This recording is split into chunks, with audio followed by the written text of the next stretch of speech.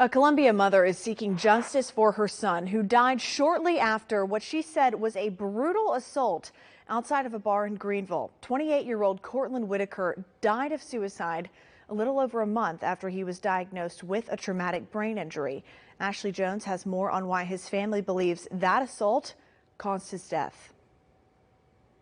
Well, the Greenville Police Department is continuing to investigate. So far, one arrest has been made, but Whitaker's mother wants upgraded charges against the security guards as she believes they are the true cause of her son's death.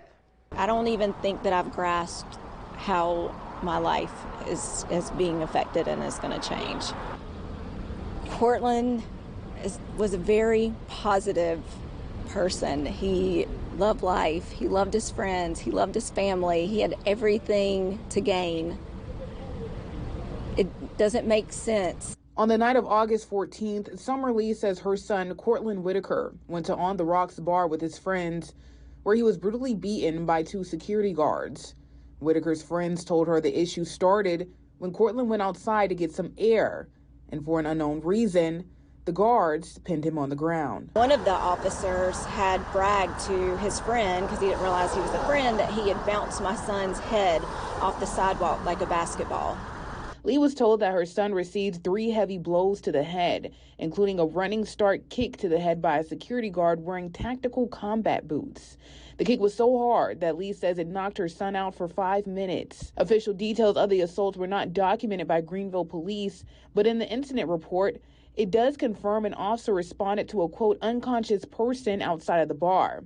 Lee says everything about her son changed that following night. And to see the changes and to hear his friends talk about how he's changed over the past, since the attack. I mean, not only was it visible, but you could hear it. Lee says Whitaker had gone into a depression. She sent us Whitaker's medical records, which show a doctor noted a concussion just 3 days after the attack. Any blow to the head should be taken seriously. Sean Lewis is the lead veteran outreach coordinator with the Emory Healthcare Veterans Program. He says a concussion falls in line with a traumatic brain injury, also known as a TBI.